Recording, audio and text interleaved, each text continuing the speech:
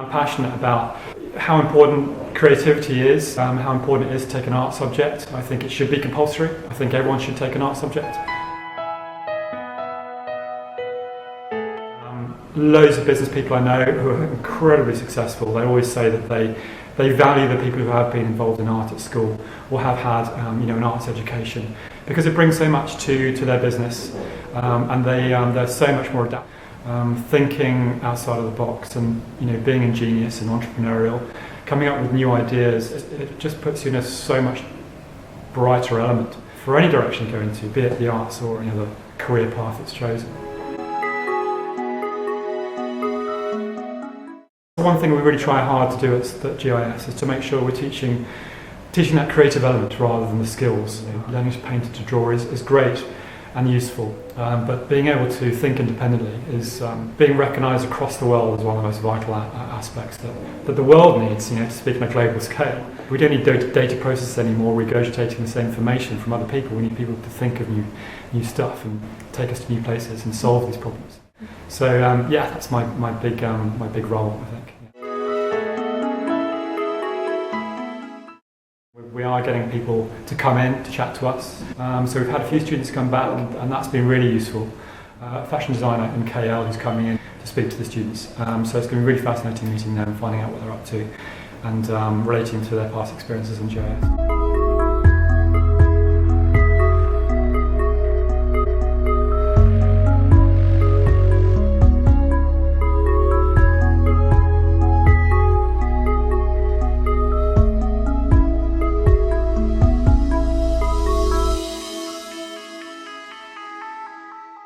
What we want to try and do is get a lot of people who've been through the art courses, who are often doing these amazing art things around the world. They just disappear, and if we can get them back to help communicate with us and also the students, it would be absolutely fantastic. It would be a huge benefit for the students who are worried about going off to courses that are in the US, in the UK, wanting to know what the courses are like. The more they can understand someone else's experience who's been through that at GIS and also gone off and that bold move to another country and being involved in the course they don't know too much about. And also to get people who are working in the industry to really give them an idea of what it's like, how competitive is it really? What are the real opportunities in art? Because they're huge now. I know parents are unaware of what possibilities are. So the more communication we could get through an online would be superb for the art faculty, definitely.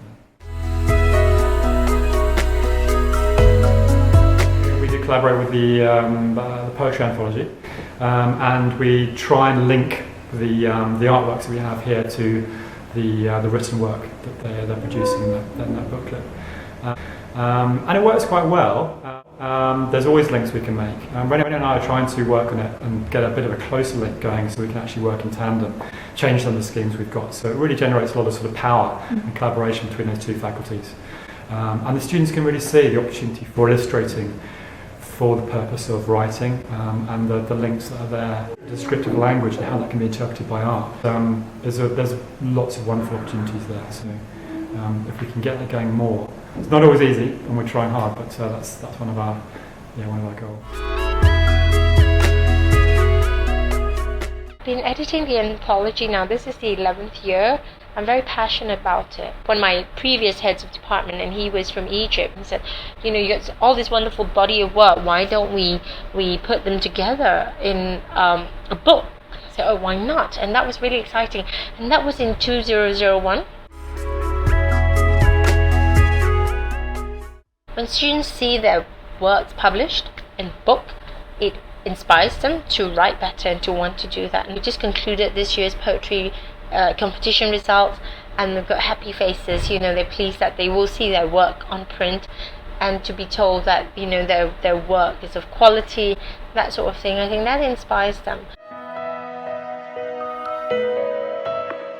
Last year, proceeds from the anthology actually went to Hospice Malaysia, so we can link that to what we do in our school, which is the community service aspect. Creative writing is something that allows the students to be themselves. But I would always encourage the creative writers to keep producing, to keep writing, and do not forget that they own that art, they own that creativity. Hi, I'm Cheryl from the class of 2003. Our graduation class had the best ever art teacher. We had Miss Beasley, who was in charge of the entire curriculum, and she was my art teacher for 2 years, and she's inspired me greatly in the last years since I graduated from Garden. Graduating from Garden, I went on to study at White House Institute, which is an Australian fashion school that is based in Melbourne, but the main campus is in Sydney. Right now, I'm a copywriter at RAP. It's not for a lack of design jobs available. There are heaps of design jobs available, and heaps of people who are excited to do it. What I think I've learned in school that I carry on today is that I shouldn't be afraid to try new things, because what I study in university isn't necessarily what I end up doing in life. And that is something that we should all remember.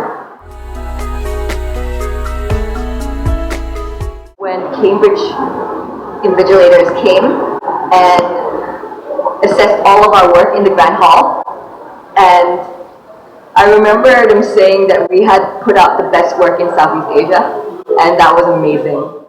I still carry on that pride to today. Everyone should carry a sense of pride in what they do. And I think studying art in Garden has taught me that, to carry that ability to put out work that I am happy to put my name on and share it with everyone. It's been more than beneficial to study art in Garden. It's been a real gift.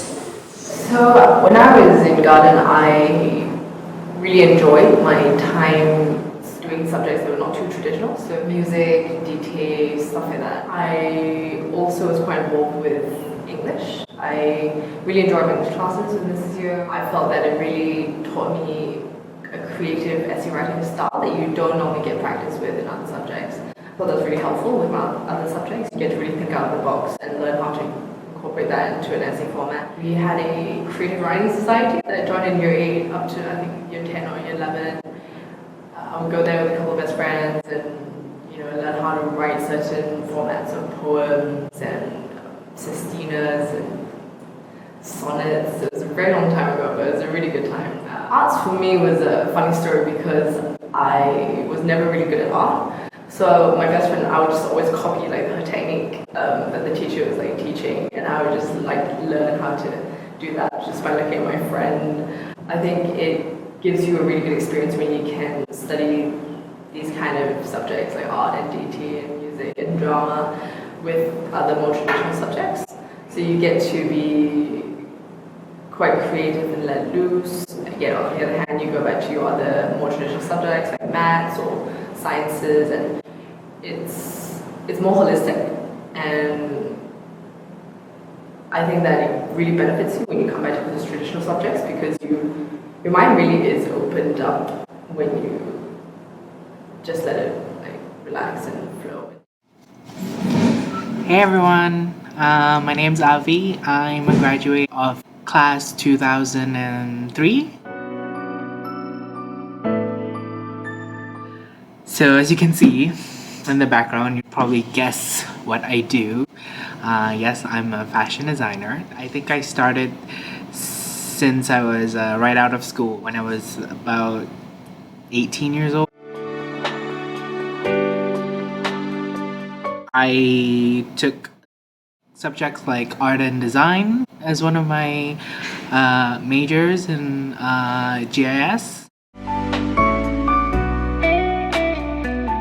Really gives you a really strong foundation. When I went to apply for my university, they said I didn't have to do my foundation course because they looked at my portfolio that I did for my O-levels. They were quite impressed with it. Our school has one of the most developed curriculum for art and design.